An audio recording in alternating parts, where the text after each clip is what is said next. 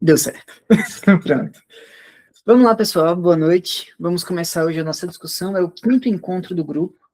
Nós vamos discutir os cantos 9, 10, 11 e 12 da Ilíada. E com isso, terminamos literalmente metade do livro.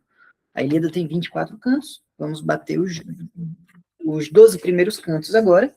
E na próxima reunião, nós vamos discutir os cantos 13 e 14, mas teremos um diferencial nesse encontro da próxima semana, que é o quê? A participação da professora Juliana Ragusa. Não sei se vocês conhecem ela, se não conhecerem, pesquisem, por favor, a obra dela, que é muito interessante. Ela tem aqueles guias comentados, tanto da Ilíada quanto da Odisseia. Ela é uma professora especializada nesse contexto grego, e ela nos concedeu a honra de participar do próximo encontro. Então, além dela presidir, ela vai fazer o meu papel aqui de mediar os debates dos cantos 13 e 14, ela vai fazer meio que uma sessão de tira-dúvidas, desde o primeiro canto da Ilíada até o canto 14. A gente não vai avançar por conta daquela questão do spoiler que a gente já comentou, mas do canto 1 ao canto 14, se vocês tiverem alguma dúvida, alguma coisa a mais, é só falar que ela vai fazer. Loiane, só para especificar, hoje vai ser a discussão do canto 9 a 12. A professora Juliana ela vai participar do próximo sábado para a discussão do canto 13 e 14. Tá certo? Então, vamos começar do começo. Eu vou colocar aqui o slide do canto 9 para a gente conversar. Normalmente a gente trabalha 2 cantos por reunião, mas como teve aquele problema na família do Enzo e tudo mais, a gente vai fazer 4 cantos. E por coincidência, são cantos menores, esses aqui. Não sei se vocês leram todos os 4, mas dos 4 cantos, apenas o canto 9 é realmente mais trabalhosinho, é realmente aquele canto que vai pesar um pouco na leitura. Ele vai até os 713, são 713 versos apenas para o canto 9. Mas do resto, é aquele canto que ele é extenso em conteúdo, em tamanho, mas até que breve em conteúdo. É um canto que, na maioria das vezes, fulano matou ciclano, que depois matou outro, que depois matou outro, que depois matou outro, que depois matou outro, e fica essa lista infinita de pessoas que matou pessoas, que matou pessoas, que matou pessoas. Então, para fins de discussão, para fins do que a gente vem fazendo aqui no grupo, vai ser um debate relativamente rápido. Eu acredito que vai ser um dos vídeos mais curtos que a gente vai ter, apesar de ser o que tem mais cantos para ser debatido. Mas vamos começar do começo. Deixa eu só tirar essa marca d'água aqui. Pronto. Vamos começar do canto 9. Ele foi dividido em 3 partes aqui para a gente. A Noite do Desespero, A Recusa de Aquiles e Fênix e Último Apelo. Desse canto, eu não sei se vocês repararam, mas literalmente esses 4 cantos de agora, do 9 ao 12, é literalmente afunilando cada vez mais o desespero que é você estar do lado oposto aos deuses. Tanto no canto 9, eles estão desesperados, tentando chamar o Aquiles para ver se ajuda. No canto 10, eles começam a fazer tática de guerrilha, e invadir o acampamento invisível e tal, e tudo mais. Enfim, está cada vez culminando mais para o que vai acontecer nas próximas reuniões, que é o que acontece com o Patroclo, que o Zeu já deu spoiler para a gente na última reunião. Então, eu acho que se a gente pudesse colocar um princípio para interpretar isso que aconteceu tudo agora, é o princípio de vamos ler sob a ótica de que eles estão desesperados. Eu digo isso porque eles vão tomar muita atitude burra, eles vão fazer muita coisa que a gente como leitor fica, por que você está fazendo isso? E o contexto é exatamente esse. Eles estão desesperados, o inimigo está literalmente na porta deles, então essa é a leitura que a gente vai ter, pelo menos desses 4 cantos da Ilíada hoje. Sobre a Noite do Desespero, o que aconteceu? Houve uma chamada ágora novamente, né? A gente está vendo esse recurso narrativo que o Homero está utilizando, da chamada ágora, como um modo que ele tem de, peraí, vamos parar a briga e conversar um pouquinho. Porque senão vai ficar que nem desenho animado, os caras no meio da briga fazendo discurso e brigando, não faz sentido. Então, ele utiliza desse recurso narrativo para a gente continuar tendo um desenvolvimento da história e não apenas fulano matou ciclano. O que aconteceu aqui? O Agamenon propõe a fuga mais uma vez, e essa proposta de fuga é diferente daquela que aconteceu no canto 2. Não sei se vocês se lembram no canto 2 do que aconteceu lá no canto 2. O Agamenon, ele fala basicamente a mesma coisa que ele falou aqui agora, com a exceção de que ele estava fazendo uma pegadinha. Ele estava fazendo um teste no exército para ver o quão dispostos eles estavam, enfim, até hoje eu não entendo esse teste que ele fez, mas ele fez esse teste. E agora, novamente, ele repete o mesmo discurso. Pessoal, a situação tá ruim, a gente tá na merda aqui, vamos fugir. Só que dessa vez não era um teste. Dessa vez ele simplesmente tá em um nível desesperador, e aí a gente vê mais uma vez isso se refletindo. Não é um teste, ele realmente está de bom coração propondo essa fuga. O desespero bateu na porta, literalmente, né? Não é um teste, ele literalmente está nessa situação ruim. Tanto que ele precisa que o Diomedes, que é a pessoa que normalmente é a voz da razão nessas ágoras, né? Ele é o cara bruto que fala pouco, mas o que ele fala certeiro. Repreendeu o Agamenon na frente de todo mundo. E é aquela situação meio vergonhosa e tal, que ele, não, realmente, você tá certo, vamos ficar aqui. E meio que fica quieto. E eu não sei como é que tá na tradução de vocês, mas na tradução do Christian Werner, ele fala alguma coisa no sentido de que, e depois houve o silêncio, no sentido de que, ninguém mais quis falar porque a situação estava meio punk e tal. Porque eu acredito que, aos olhos dos aqueus, essa situação toda aqui foi meio que mais uma oportunidade. Porque no canto 2, quando ele falou isso, todo mundo ficou feliz, já foi correndo para o barco, já foi preparando as coisas, então eu acho que mais uma vez aconteceu isso, ou então eles já estavam escaldados e tipo, lá vem mais uma pegadinha do Agamenon. Mas enfim, mais uma demonstração do desespero que eles estavam passando nesse momento. E esse desespero culmina no Nestor, o velhinho do grupo, né? Ele é o cara mais idoso que veio para Troia, e culmina nele falando o quê? Pessoal, que acha da gente tentar chamar o Aquiles de novo? Acabou a brincadeira, o negócio tá ficando sério, vamos chamar o cara porque ele sabe brigar. Tentam fazer isso. E aí a gente tem a primeira leitura complementar da reunião de hoje, que é um artigo do Gustavo Frade, que é um dos professores que está para vir para aqui para conversar com a gente. E ele fala sobre a influência da obra de Homero em Aristóteles. Não sei se vocês já leram a Retórica do Aristóteles, eu acho até que eu tenho ela por aqui. Tem uma edição da Escola Clássica, a Retórica, cadê? Aqui a câmera. Retórica do Aristóteles. E lá ele fala bastante do tripé retórico. O que seria esse tripé retórico? Todo argumento, quando bem constituído, ele passa por 3 elementos. Um elemento lógico, um elemento de confiança e um elemento emocional, que é o que ele chama de logos, ethos e pathos. E aqui, mesmo antes de Aristóteles, então a gente sabe que não foi uma inspiração direta, por motivos óbvios, a gente vê o tripé retórico sendo aplicado, porque vão 3 pessoas conversar com Aquiles, né, vão 3 pessoas diretamente como emissários dos gregos eu ia falar toca, não é toca, a tenda, né, do Aquiles, e cada um representa, obviamente, não é que ele representa no sentido de que Homero quis representar, porque a teoria de Aristóteles, obviamente, veio depois, mas eles assumem um papel de um pilar retórico. O Odisseu, por ser o carioca do grupo, por ser o cara malandro, bom dos argumentos, ele vai apelar para logos. Ele chega lá e faz um argumento puramente lógico. Eu fiz minhas anotações aqui, deixa eu ver se eu acho aqui.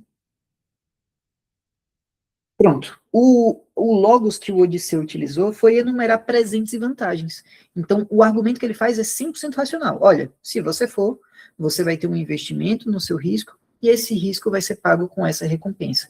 A gente trouxe uma lista de diversas coisas, a Briseida vai voltar, que é o motivo dessa briga toda desde o início, vai receber dinheiro, outras mulheres, enfim, um arrumo de coisa, e simplesmente não conseguiu. Não apenas não conseguiu, como ele levou uma patada do Aquiles, que eu anotei aqui também, não sei se nesse papel...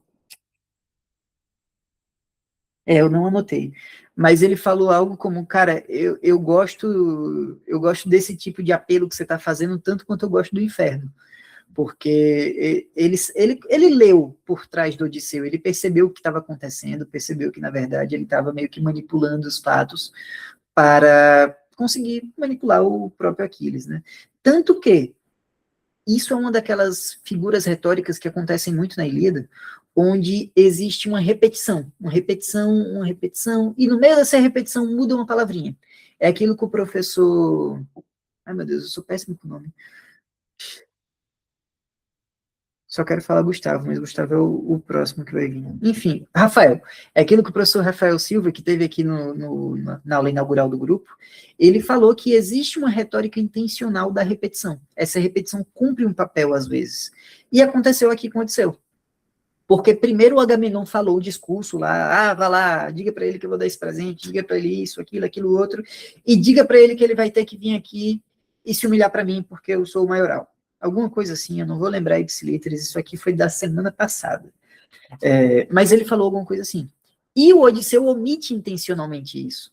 Então, para um bom entendedor, minha palavra basta, o Aquiles claramente percebeu essa manipulação e mandou essa patada para ele dos leões. Ele vai ter que me obedecer porque eu que mando na guerra. É algo mais ou menos assim que ele mandou, e tipo, para quem conhece o Agamenon sabe que ele ia falar isso, e o Aquiles claramente sabe que o Odisseu estava enfeitando as palavras do Agamenon, né, e foi percebido. Logo depois do apelo ao logos, à lógica feita pelo Odisseu, existe um apelo ao ethos. O que é o ethos? O ethos é a credibilidade do enunciador. Em tese, todo argumento tem os três, não é que existe um argumento 100% lógico, 100% de credibilidade, 100% emocional, mas é aquele argumento que tem um ponto preponderante. E o do meio é o argumento do Fênix, né? E ele é um argumento pautado no ethos, na credibilidade. Por que essa credibilidade? Porque ele é como se fosse uma figura paterna para o Aquiles. Ele é o pai adotivo, né, vamos dizer assim, do Aquiles. Então, a escolha do Agamenon para quem são as pessoas que vão falar com ele foi uma escolha muito bem intencionada. Não muito bem intencionada, mas muito bem feita. Ele calculou a dedo. E chamou o pai adotivo, que apelou basicamente para a memória, né? Fez um argumento de, pô, você me conhece, é isso aí, vamos lá, e vai dar bom, você vai ser lembrado. E é um argumento que vai ser muito mais bem colocado na figura do Ajax. Porque, é do Ajax, meu Deus? Isso, é do Ajax. Para a figura do Ajax. Porque ele pega esse argumento que iniciou-se péssimo com o nome, no Fênix, e quando ele traz, ele não foca na lógica, porque ele sabe que é uma questão muito emocional, eles estão putos um com o outro e a lógica não vai funcionar muito bem. Ele não foca na credibilidade, até porque ele não tem essa credibilidade, ele não tem esse ethos para com o Aquiles. Então, o que ele apela? A única coisa que sobrou. Ele apela para a emoção, ele apela para o pathos, que é um dos pilares retóricos tão válidos quanto a lógica. Não é que um é melhor que o outro, porque esse funciona aqui vai funcionar sempre. Depende do contexto, e a gente até mesmo no direito estuda isso para poder utilizar nossas argumentações em determinados contextos. Então, aqui a gente vê claramente, é quase como se o Homero soubesse da estruturação que o Aristóteles vai fazer tempos após. Enfim, ele faz os três discursos, cada um com a sua vantagem retórica, vamos dizer assim. Ele lembrou que o pai do Aquiles recomendou também, não de ficar irado, mas de lutar com foco e honra. Exatamente. O que é mais um argumento de cunho emotivo / de cunho de credibilidade. Você vê que não existe um argumento que é preponderante, ou que é unicamente utilizado. Mas ele sempre tem um que é o principal. E aí a gente vê essas aplicações aqui. Inclusive, essa delimitação do ethos, pathos e logos é uma questão que o Gustavo Frade falou no artigo dele, e é uma questão que aquele nosso livro azul, que está lá no Drive, que é a Ilíada comentada verso a verso, também fala um pouquinho sobre isso. Embora ela não utilize a teoria do Aristóteles, ela fala que esse aqui é um argumento que foi mais lógico, ele tentou pautar pela razão, enfim. Pelo menos para mim, é o ponto que mais se destacou do canto 9, é o ponto que, para mim, foi o que eu mais achei interessante de se analisar. Eu acho que eu já pulei e falei do terceiro ponto, que é o do Fênix, eu já pulei. Então, a gente acabou, pelo menos aqui, as minhas anotações do capítulo 9. Como eu falei, vão ser capítulos curtos mesmo, porque não acontece muita coisa, assim, em cada um deles. Deixa eu só conferir aqui. Pronto, é isso mesmo. Tem uma coisinha que eu esqueci, que é não é bem a metafísica, mas o jeito de pensar do Aquiles, na hora de responder a eles. É um trecho que a Simone Weil fala no livro dela, a Ilíada, ou o Poema da Força, que está lá no nosso drive também. E eu vou ler aqui um trechinho dele, espera aí. É a primeira vez em toda a literatura ocidental que o herói sabe das duas opções e ainda pode escolher. Quando o herói recusa a ser coisa, a força vira-se contra quem a exerce. Isso é uma questão da Simone Weil, que ela trabalha muito com esse conceito da força, né? Que a força é o atributo capaz de desumanizar o ser humano. E o que ela trabalha aqui é que mesmo quando o Aquiles tem uma escolha, ele não tem uma escolha. Mesmo quando ele tem a possibilidade de escolher o futuro dele, ele tem duas possibilidades extremamente delimitadas, e é isso, e a força vai ser exercida sobre ele, mesmo assim. Mesmo que ele seja o cara da guerra, mesmo que ele seja o herói da história, né? A história pauta a história dele, ele não consegue fugir da força, ele não consegue fugir justamente dessa essência quase metafísica que paira o texto, que é a desumanização da pessoa, ou como ela fala, a coisificação. Se vocês tiverem algum comentário aqui sobre o canto 9, fiquem à vontade para colocar aqui. Eu vou passando só para a gente ir adiantando, mas fiquem à vontade para colocar, tá? Meu Deus, meu PC está muito lento. Aqui a citação que eu falei do Aquiles: detesto como as portas do Hades aquele que esconde um pensamento no peito e diz outro com a boca. Falarei, pois, como me parece justo. É a resposta que ele deu para Odisseu. Deixa eu só vir aqui. Pronto. Canto 10, segundo canto do dia de hoje. E esse é um canto mais interessante. Algumas pessoas dizem que o canto 10, inclusive, é o canto da Ilíada. Eu discordo, eu gosto muito do 6, mas o canto 10, inclusive, um adendo aqui que eu encontrei, alguns estudiosos, eles dizem que existe uma interpolação nesse texto, do canto 10 especificamente. Ou seja, quando você faz a análise literária da Ilíada, essa análise literária, ela compõe normalmente as métricas, as rimas, as palavras utilizadas, o contexto da guerra, enfim, analisa tudo da história. E quando você faz essa análise na Ilíada, existe um tom que se destoa no canto 10. Alguns dizem que foi um texto extra que o Homero fez, no sentido de que o Homero, ele queria fazer o épico, aí ele fez a Ilíada sem o canto 10.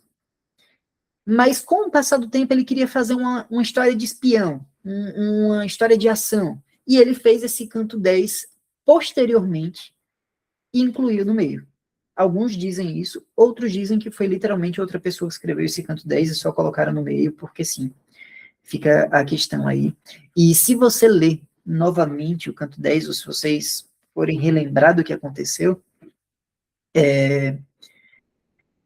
eu, pelo menos, consegui pegar isso. Não, obviamente, a diferença da métrica e da rima e tudo mais, mas é como se fosse um filler de anime. Né? É aquela questão que a gente tem uma história que está sendo feita, muito boa, está seguindo o ritmo, e do nada muda completamente o ritmo da história para contar algo completamente diferente que, em tese, não vai mudar em nada na história. Enfim, deixa eu ler aqui os comentários rapidinho. Ainda no canto anterior, Nestor falou para o Agamenon depois de saber da recusa de Aquiles. Agamenon, você não deveria ter pagado a mulher do Aquiles, que desonrou. O melhor dos Aqueus, exatamente. Eu pensei, finalmente alguém falando para o Agamenon que ele está errado. Exato. Tem a questão de que o Agamenon, ele não é um bom líder, né? A gente já vem discutindo isso há um bom tempo, do ponto de vista, primeiro, que ele toma decisões ruins, e segundo, que ele não é um cara muito racional, né? A gente já viu isso no teste do canto, acho que no canto 2 ou 3, que até o Odisseu precisou intervir porque ele não conseguiu agir sob pressão. Então, e até mesmo eu esqueci o nome dele, mas o adivinho do canto 1 também estava com medo de falar qualquer coisa para ele, porque, né, na dúvida. Então, eu entendo não ter muitos opositores para esse governo. O JP fala que muito provavelmente foi uma adição posterior. Exato, é o que os pesquisadores majoritariamente falam, e é perceptível isso, pelo menos se você lê de novo. Tendo essa dúvida, você percebe que mudou o ritmo, é uma nova escrita, continua com aquele arcaísmo, até porque não é uma escrita antiga da mesma forma, mas não é a mesma coisa. Os tópicos que a gente separou aqui, novamente dividindo o capítulo em 3, a vigília, que aconteceu, a captura de Dolon e o acampamento. Lembrando que esse acampamento não é necessariamente o acampamento em que ficavam os troianos ficavam em Troia. Uma parcela desse exército troiano veio para perto para aumentar a pressão, e era justamente os trácios, não os tácios, os trácios estavam ali pertinho. Esse povo era regido pelo Reso, que é esse monarca, esse líder deles aí, e Homero não fala isso, mas quem é que fala? Eurípedes, na tradição pós-homérica, Eurípedes, lembrando, é aquele cara que fazia peça teatral, ele fundamenta uma necessidade para o capítulo 10. Porque, como a gente falou, o capítulo 10 é meio que um filler, ninguém leva muito ele a sério, apesar de ele ser divertido. Ele é meio que uma história de espião que acontece no meio da Ilíada. Mas o Eurípedes, na peça Rezo, que é o nome do cara, ele fundamenta a validade disso. Porque eu não sei se vocês lembram do que acontece quando o Diomedes e o Odisseu entram no acampamento. Primeiro, eles massacram todo mundo enquanto eles dormem, um killing spree absurdo, mas eles roubam os cavalos do Rezo. E a gente pensa, e daí? Todo capítulo alguém está roubando um cavalo, isso aí é um elemento de luxo para a sociedade grega da época, né, porque não tinham tantos cavalos assim, então é normal que eles roubem, porque primeiro, você tira poder do seu inimigo de atravessar, de carregar coisas, enfim, segundo, porque depois que acabar a guerra, posso vender e ganhar um dinheirinho em cima disso. Mas o Eurípedes, ele fundamenta o lore por trás disso, ele coloca uma teoria, na verdade não uma teoria, minha cabeça está péssima hoje, uma profecia que dizia que a Troia não iria cair, desde que os cavalos do Rezo continuassem bebendo água do poço. Então, no momento em que os gregos roubaram esses cavalos sem querer querendo, eles começaram o quebra-cabeça, que foi o fim da Guerra de Troia. A Guerra de Troia ela passou por um estado de empate muito grande, e tem algumas peças que são chaves para poder botar essa engrenagem para andar. O Zeu já falou isso anteriormente, um deles é a morte do Patroclo, que vai acontecer em algum momento. E, segundo Eurípides, um deles, sem querer querendo, foi o roubo desses cavalos. Eles não sabem disso na história da Ilíada, isso é algo que aconteceu depois, né? Então não tem nem como a gente pensar que eles roubaram porque eles queriam cumprir a profecia. Mas só uma curiosidade que no futuro existe essa profecia sobre os cavalos do Rezo. Vamos lá, papapá. A gente tem o Dolon, que é o emissário troiano. Tanto os gregos quanto os troianos pensaram na mesma ideia. O plano foi o mesmo, até porque é o contexto. Se eu tenho dois exércitos que estão presos um do lado do outro, eles pararam para dormir, é óbvio que um vai mandar espião para o outro, vai mandar assassino para o outro, isso aí é o padrão. E um deles foi o Dolon.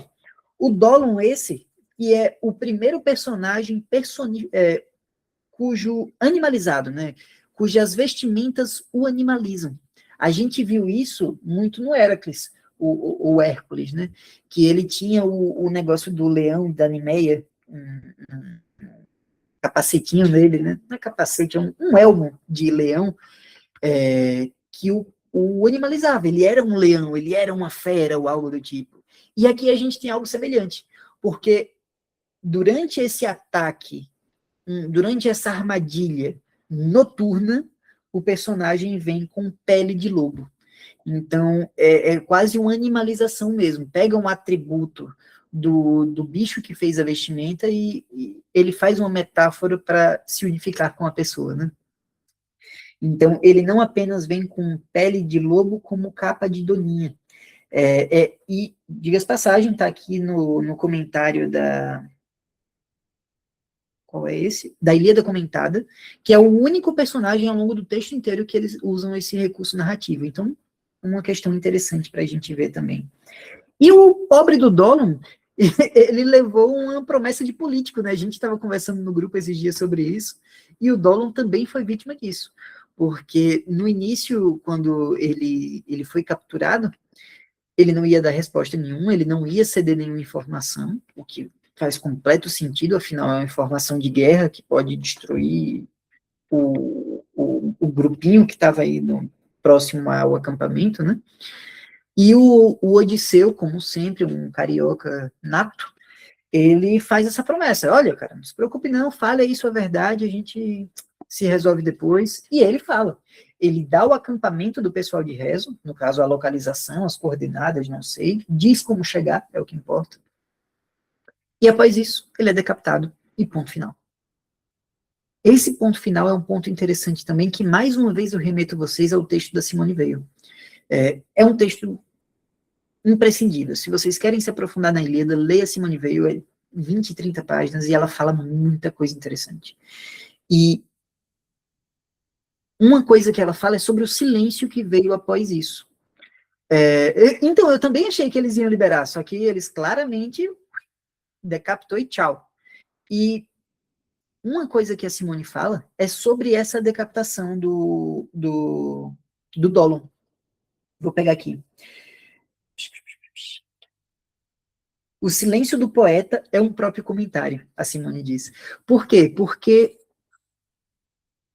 não é algo heróico, não é algo moral, até mesmo para o contexto de uma guerra, até mesmo para o contexto de um texto de 3.000 anos atrás. Ele sabe que fez algo errado. Ele e o eu lírico, né, o Odisseu e o Diomedes, no caso. Eles sabem que fizeram algo errado, mas é guerra. E aí o próprio Diomedes, se eu não me engano, justifica. Pô, eu vou deixar você escapar para você voltar e daqui a pouco vir tentar me matar? Mata-mata, não tem o que fazer.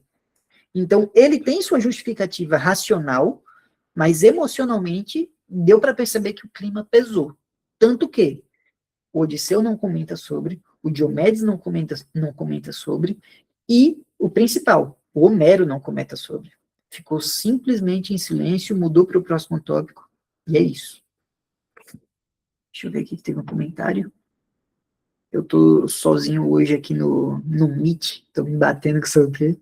Mas sim, eles fizeram alguns crimezinhos de guerra para fazer o quê, né? Guerra é guerra e eles estão no mata-mata e acontece essas coisas. O Dolo, infelizmente, virou adubo para as terras de Ilion. Outra questão interessante que eu tinha falado sobre a animalização dos personagens, né? A gente tem uma personagem específica que ela não é necessariamente animalizada nesse contexto. Ela é referida por atributos animais, como todos os deuses, que é a Atena. A Atena é diferente da Hera, que tem atributos de pavão, né, que ela é uma pessoa suntuosa, uma pessoa elegante, vamos dizer assim, cheia de adornos. A Atena ela é sempre vinculada com coruja. É Atena, olhos de coruja. São as palavras plumadas da Atena. Sempre tem essa vinculação dela com corujas. O animal dela, assim como Zeus é a águia, enfim. Todos eles têm um certo bicho aí de estimação, vamos dizer assim. E aí a gente entra em mais um atributo da Atena. Porque na Odisseia, a gente vai chegar lá em breve, o que acontece é uma Atena etérea, uma Atena que ela está lá como uma figura de orientação, uma figura de conselho. Ela assume o arquétipo do ancião, ela é o Gandalf do Odisseu, vamos dizer assim.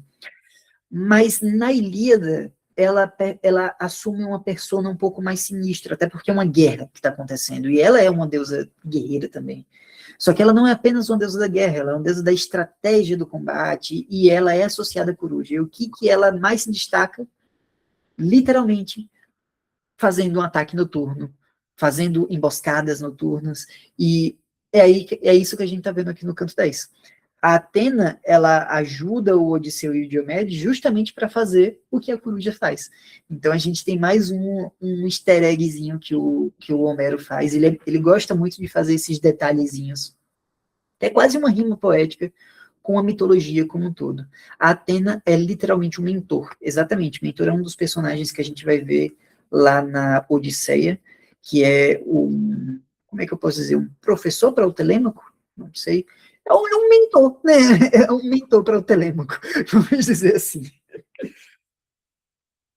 E por último, uma outra observação que eu fiz aqui é a respeito do silêncio do Aquiles.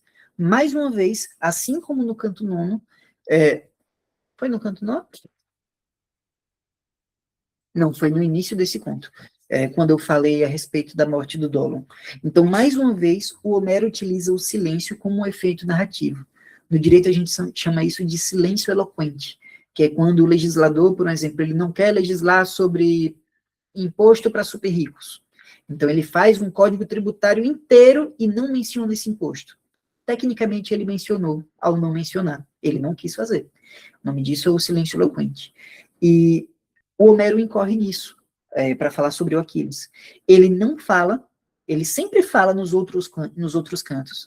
Ah, estava acontecendo isso, estava acontecendo isso, estava acontecendo isso, e o Aquiles estava na tenda. E o Aquiles estava esperando. E o Aquiles estava fazendo isso. E o Aquiles estava fazendo aquilo. Agora, quanto mais próximo a gente vai chegando do clímax que vai acontecer agora nesse meio do livro, menos ele vai falar do Aquiles. Mais o Aquiles vai ficar sumido, mais o Aquiles vai ficar esquecido, não esquecido, mas escondido. Porque isso é uma figura retórica que o Homero está utilizando para que a gente sinta o que os gregos estão sentindo, o que os aqueus estão sentindo. Porque, da mesma forma que a gente fica, ué, cadê o Aquiles? Com certeza, o grego aleatório número 3, lá o figurante, também estava pensando a mesma coisa. Então, isso é uma forma de rima literária que o Homero está fazendo, e eu achei interessante ressaltar isso aqui também. Pronto. Agora a gente vai passar para o slide, porque eu já falei demais das minhas notas. Teve a vigília inquieta, captura do Dolon e o acampamento no Rezo. O acampamento de Rezo, o Dolon revela a posição. Senti falta do melhor dos gregos. Qual deles? Porque, para mim, o melhor dos gregos está presente nesse aí, que é o Diomedes. Dolon revela a posição dos Trácios, Atena anima, o massacre no sono, morte do Rezo, inclusive nós tivemos o primeiro monarca morto na história, um ponto interessante. Com o passar do tempo, no ciclo troiano, a gente vai ver outros monarcas que vão morrer, lembrando que a guerra não é Agamenon versus Príamo, existem muitos outros, inclusive pessoas da África que subiram lá para a Turquia para ajudar também, o pessoal da Grécia que foi para lá. Então, é um conflito regional, não apenas é um conflito Grécia versus Turquia, Grécia versus aqueus versus Ilion, enfim. É um conflito, quase uma guerrinha mundial, porque esse é o mundo deles. Então, o Mediterrâneo como um todo, exatamente. Eu acredito que até mais, né? Porque, se eu não me engano, eu não sei se a Etiópia fica considerada no Mediterrâneo, se ela é mais embaixo. Deixa eu ver no mapa. Não, é Mediterrâneo também. Então a Etiópia está inclusa. Então o Mediterrâneo como um todo se uniu para fazer essa guerra. A propósito, o Príamo tem uma pá de filhos legítimos e ilegítimos. Exato, inclusive no canto 6, quando eles vão para a casa deles, eles falam que tem um corredor infinito e tem 20 quartos para os filhos e 20 quartos para as filhas. O Príamo não parou, não, filho da mãe. E eu acredito que para o canto 10, onde os deuses passavam férias, exatamente. Eu acho que esse livro também fala isso. Quando o Aquiles fala com a Tétis, ele diz, não posso falar com ele agora não, porque ele foi fazer um jantar em algum lugar, se eu não me engano foi para aí também, mas eu sei que na Odisseia fala também, que eles passaram um tempinho por lá.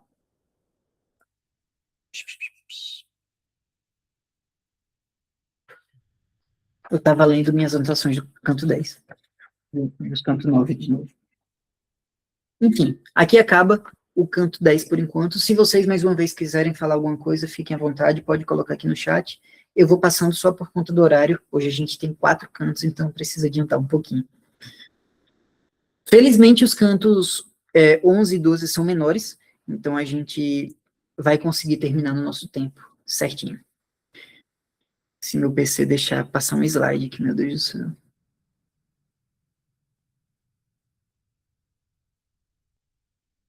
Pronto. No canto, eu acho que foi no canto 7, nós tivemos a Aristeia, que é esse momento de exaltação do herói, do Diomedes. Agora nós tivemos uma proto-Aristeia do Agamenon.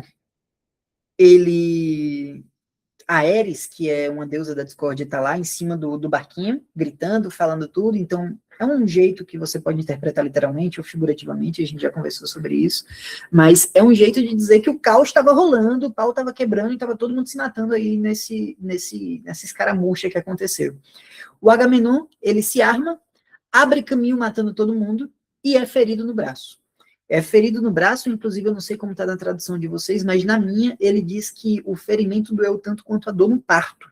Então é uma baita ferida que aconteceu no braço do Agamenon. Depois os heróis caem um a um, e aí a gente vê como que a situação está apertada. Porque o Diomedes foi ferido no pé, pelo Paris, que é a pessoa que todo mundo menospreza.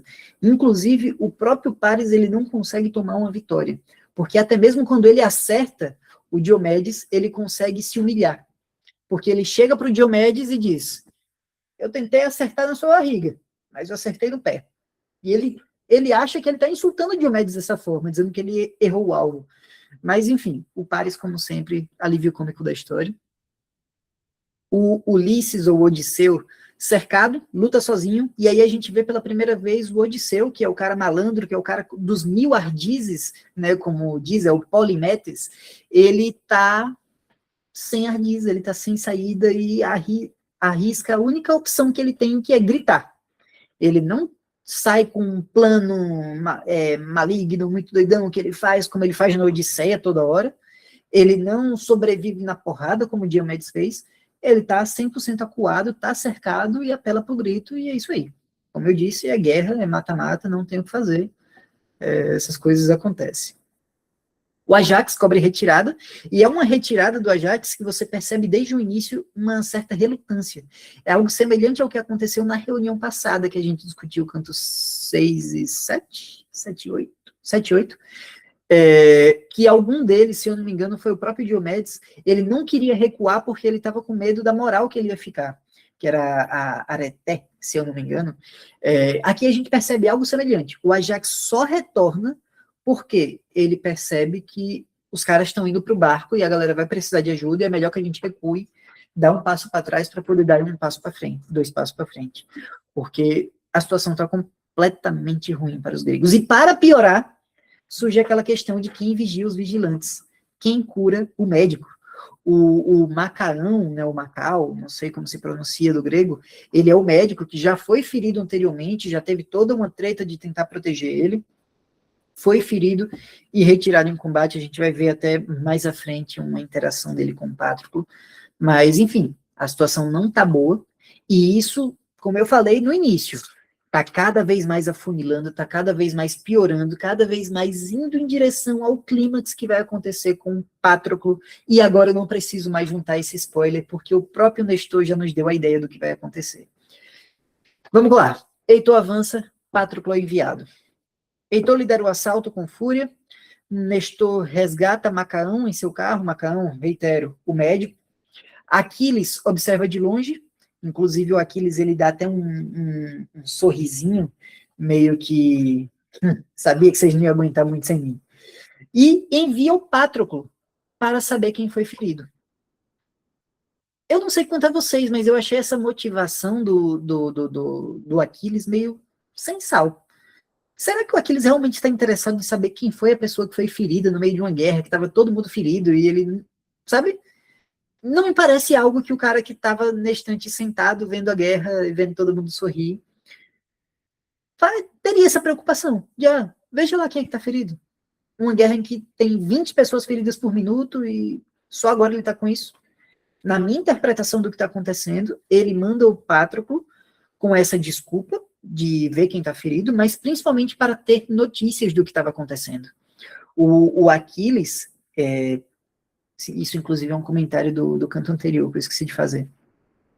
Quando o Odisseu, o Ajax e esqueci o nome do outro, acho que é o Fênix, vão lá conversar com o Aquiles, eu não sei se vocês perceberam isso, mas ele está cantando uma música na lira que é um enaltecimento aos heróis, que é basicamente o que a Ilíada está fazendo. Então, é quase uma metalinguagem, em que o personagem de um épico está lendo um épico, sabe? Então, o Aquiles está se coçando. Ele é um guerreiro. Ele não apenas é um guerreiro, como ele é o guerreiro. E ele não está na guerra.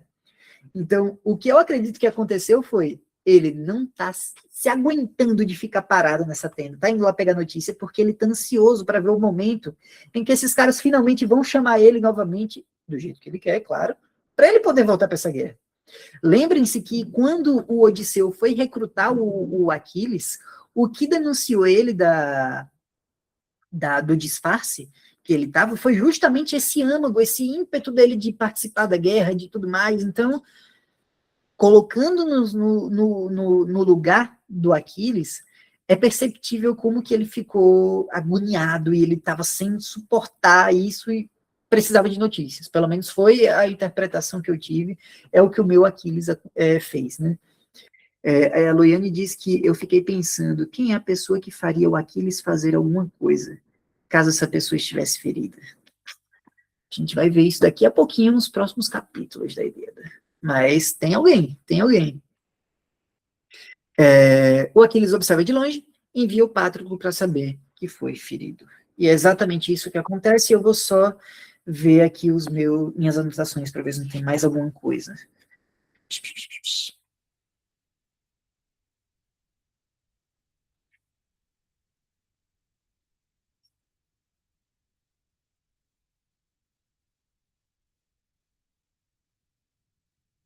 Só uma curiosidadezinha, o Nestor tem esse atributo de ser um cara meio prolixo, meio falastrão, que fica lá falando dos tempos que ele era jovem, sei lá do que, sei lá do que. Eu fiz a conta aqui e deu 140 versos o discurso do Nestor. 140 versos, é quase um quarto de um canto normal da Ilíada, só para ele convencer o Patroclo a usar a armadura do Aquiles, enfim. E aí você vê um pouco da maldade do Nestor também, que o Nestor claramente sabe que o Patroclo não é o Aquiles em combate. O Patroclo, por mais que ele não seja, como é que eu posso dizer, por mais que ele não seja ruim, ele não é um semideus. Ele não é filho de uma divindade, ele não é o cara invencível em combate e tudo mais. Pessoal, só um minutinho, que eu preciso abrir a porta aqui. Um minutinho, rapidão.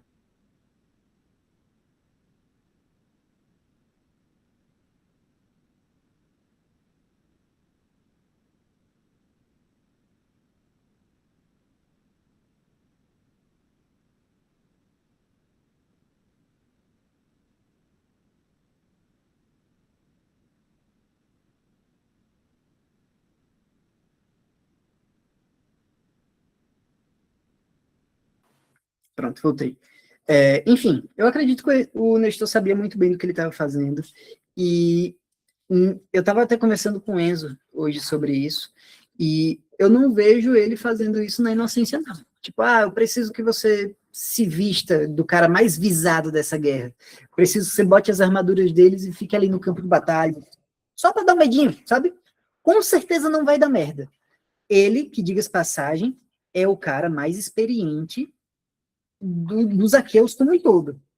JP, eu fiquei sabendo disso, a gente vai ter que modificar o horário mesmo. Eu tava por fora dessa questão da Copa. Sou péssimo com esse negócio de futebol.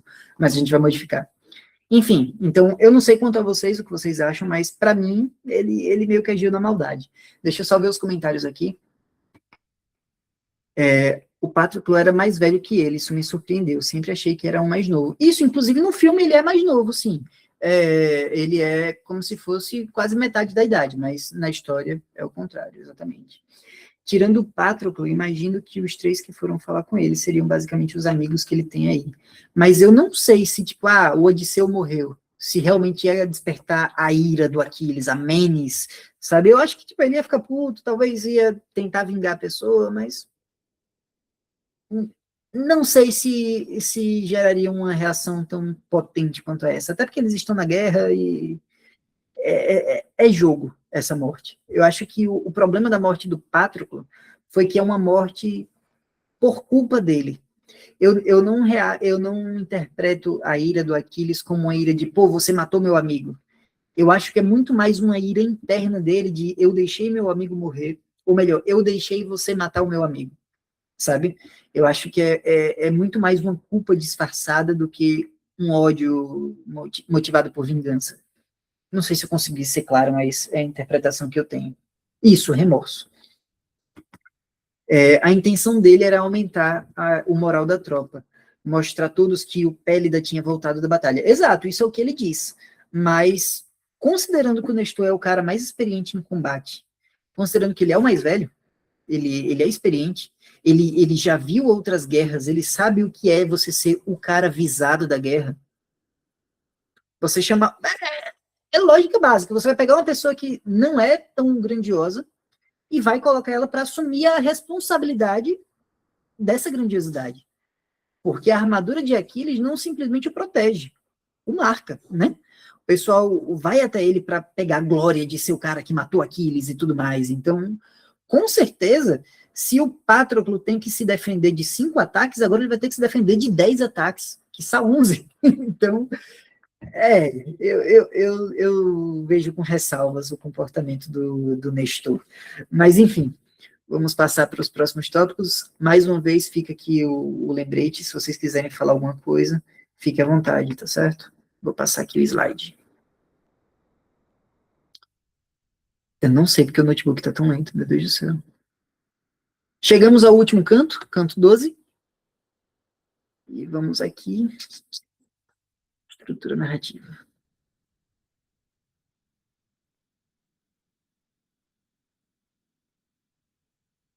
Pronto. Inocente até que se prove o contrário, né, Jean? Para todos os efeitos, meu livro, minha história, eu que sou o juiz. Eu já julguei o Nestor, ele já é o vilão da história. Ele é o cara que intencionalmente matou o Patroclo para deixar o Aquiles puto. Nada me convence do contrário. Nestor é um cara malandro. Eu vi o que ele fez. Vamos lá. Nós temos o presságio da águia, o Sarpedon, não sei, e o Glauco, e o portão se rompe. Esses são os 3 últimos tópicos que a gente vai discutir hoje. Inicialmente, o Homero abre o canto com um comentário meio que metalinguístico, ele faz uma metalinguagenzinha, em que ele vai falar algo por fora. A gente finalmente descobre o porquê que está acontecendo essa maré de azar tão grande. Porque não é apenas um empate. Os gregos estão sendo humilhados, eles estão perdendo e perdendo com força. E aí ele volta a mencionar aquela questão que a gente discutiu no último encontro, que é a questão da muralha, que a muralha foi feita sem o alvará da prefeitura. Ele não pediu autorização para o Poseidon, ele não pediu autorização para os Zeus, os caras ficaram putos e pioraram um pouquinho a situação deles. É algo que a gente já vê agora, e o Homero finalmente tira esse suspense, a gente pode finalmente falar isso, que antes a gente estava só conjecturando, agora está confirmado. Eles estão sofrendo uma maré de azar, motivada, dentre outras coisas, por isso também. O Sarpedon, não sei, ele faz um discurso interessante, eu até anotei aqui para a gente ver. Por que nos rendem os melhores lugares, as melhores posições? Por que lutamos na frente? Ele meio que faz uma crítica do espaço social, eu acredito, não da classe, mas do fato de que algumas pessoas vão ficar em uma posição pior, tanto na guerra quanto em outros aspectos da vida. Enfim, ele faz uma análise quase de uma desigualdade social do contexto aquele, né? A Simone também fala sobre isso no texto dela, a Simone Weil. E é basicamente isso. deixa eu ver aqui a citação da Simone. Se pudéssemos escapar para sempre da velhice e da morte, eu não lutaria nem na frente... Cadê? Na frente nem te mandaria a batalha.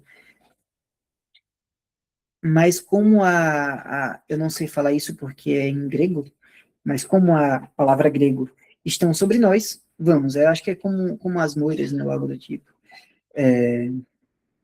Enfim, ela diz que é uma das passagens que até mesmo o Camus, o Albert Camus, ele utiliza para desenvolver mais sua teoria, né? Ele tem como base de inspiração esse trecho na Ilíada.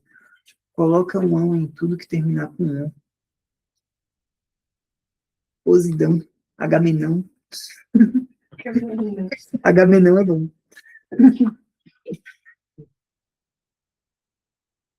Aqui a gente tem outra questão interessante, que é a Polidamante, o Polidamante, na verdade, né, o irmão, que é o irmão do Heitor. Aqui a gente tem um comentário que eu não sei de onde que eu retirei, eu não coloquei aqui a fonte, mas é um comentário interessante, que é o temperamento oposto desses dois irmãos. O Polidamante, ele é irmão do Heitor, é um dos inúmeros filhos do Príamo, só que sempre que ele é apresentado, ele vai ser apresentado 4 vezes ao longo da história, sempre que ele aparece, ele serve para ser uma contrapartida moral ao Heitor. O Heitor, ele é marcado pelo ímpeto, enquanto o Polidamante pela prudência. Enquanto o Polidamante, ele diz, deixa eu ver aqui, para recuar a cidade, o Heitor recusou. Quando ele fala para... Cadê, meu Deus? Quando ele lê o presságio, que é o presságio que a gente vê nos versos 1 a 194 corretamente, o Heitor ignora de novo. Ele morre pelo Aquiles, mais uma vez porque ignoraram ele, e mais uma vez essa questão da prudência versus o ímpeto está sendo reiterada. Porque a gente já discutiu sobre essa mesma dicotomia lá na nossa primeira reunião, sobre o canto 1 e 2. E aqui é vista mais uma vez naquela mesma figura de que a história não repete, mas ela rima. Ele pegou a mesma estrutura narrativa, colocou personagens diferentes em um contexto parcialmente diferente e está feito. O Homero gosta muito desse tipo de rima literária, né? Vamos dizer assim. Teve o presságio da águia, que é muito parecido com aquele presságio que a gente vê no canto 1, que é um presságio em que aparece um bicho, eles têm que ler esse bicho, entender o que acontece, é algo extremamente subjetivo, o que é marca desses presságios antigos mesmo, tipo, eu vi 2 pássaros passando, isso quer dizer que daqui a 2 semanas a gente vai ganhar algo, enfim. E esse presságio, por mais que eu disse que é extremamente subjetivo, dos presságios é um dos mais fáceis de ler, e é aquilo, vai dar merda para os 2 lados. Uma águia pegou a cobra picou a águia estava ferida, enfim, todo mundo ficou numa situação ruim, e é exatamente o que vai acontecer aqui. Você pode até parar para se perguntar, por que vai ser ruim para todo mundo? Por que não é simplesmente uma vitória dos troianos, esse presságio? Afinal, os troianos estão ganhando. Os troianos apertaram, os troianos quebraram o portão e estão literalmente dentro do acampamento dos gregos. Não sei se eu posso falar 100%, mas o Zeu já nos deu esse spoiler, então acredito que eu estou permitido. Isso vai acontecer justamente porque eles estão pressionando a última trava para a queda de Troia. Se você concordar com a mitologia expandida, no caso com Eurípides, já aconteceu a questão dos cavalos, o roubo dos cavalos brancos do rei tal, que eu esqueci o nome. E se você concordar apenas com a mitologia estrita do Homero, vai acontecer agora, rezo, isso mesmo, vai acontecer agora a última fechadura para essa virada de chave que vai acontecer, que é o que vai acontecer com Patroclo, que a gente já pegou um pequeno spoilerzinho, tanto com Nestor quanto com Zeus. Eu acredito que agora não adianta mais fazer suspense, todo mundo sabe o que vai acontecer. Ele vai colocar as roupas do Aquiles, vai morrer e deixar alguém muito estressado aí. Então, a gente já vê mais uma vez a história se fechando. A Ilíada é muito bonita, se você for parar para analisar ela literariamente. ela abre muitas pontas, mas ela se dá o trabalho de vir fechando ao longo do livro todas essas pontas soltas que fez. É um negócio que é realmente muito interessante. E um dos últimos comentários que eu deixei aqui é a respeito da pedra. Eu não sei se vocês notaram isso, ou se vocês gostaram disso, mas eu achei interessante a passagem do cara que estava perto do... Não é da cerca, né, mas da muralha, não é também uma muralha, do muro desse acampamento. Alguém dedura que ele está lá, e os caras simplesmente começam a jogar pedra do outro lado para cima dele. E isso é uma situação que eu acredito que está no livro da Ilíada comentada, essa situação, que eles falam que é uma narrativa padrão do Homero, essa nostalgia do passado. Essa nostalgia do passado e essa decadência do presente. Lembrando que o presente é o passado. Né? A gente tem que lembrar disso. E é algo que o Rafael Silva, na nossa aula inaugural, também falou sobre isso um pouco. Eu lembro que eu até falei um pouco sobre o Tolkien, que é uma estrutura parecida do jeito que ele narra as histórias dele. Que o Homero, quando vai falar das pedras, ele não simplesmente diz, os caras pegou pedra e jogou neles. Ele pegou uma pedra que 2 homens de hoje em dia não conseguem levantar e jogou neles. No duelo do Diomedes versus o Heitor, também aconteceu uma estrutura narrativa dessa, dizendo que levantou uma pedra que 3 homens não conseguem, enfim. Isso mostra como que os gregos estavam mitificando o passado deles, que é algo completamente normal, várias culturas fizeram isso, quiçá a maioria, e é só um resquício interessante da gente ver como que eles, além do requisito óbvio de colocar deuses e criaturas e tudo mais, até mesmo o registro histórico, entre muitas aspas, ele também passa por essa mitificação, de que antes os caras eram incríveis, antes eles eram heróis, antes eles levantavam essas pedras, enfim, hoje em dia não mais. E, ressalte-se, o ciclo homérico, né, a Odisseia e a Ilíada, é o fim da mitologia grega. Depois disso é teatro. Depois disso você sabe que é teatro. Você conhece o autor. Mas a mitologia mesmo, as histórias da antiguidade grega acabam aqui. Tanto do ponto de vista literário, né, de você acreditar que aquilo era um mito em si, quanto do ponto de vista cronológico. A Guerra de Troia é a história mais recente da mitologia grega que existe. Não recente de publicação, recente do que está acontecendo. Enfim, a gente vê essa situação se repetindo mais e mais. E, mais uma vez, a gente repete o final do canto com o mesmo comentário. A ausência de Aquiles ganha eco na história. Mais uma vez, não tem corte para a tenda do Aquiles, não tem menção ao que está acontecendo com Aquiles, não tem menção a qualquer coisa envolvendo o Aquiles. Cada vez mais a história vai se apertando, a história vai ficando complicada, a história vai ficando desesperadora para o lado dos aqueus, e nada do Aquiles. Nos próximos capítulos a gente vai ver um pouquinho mais sobre o que aconteceu com o Patroclo, o que vai acontecer com o Patroclo.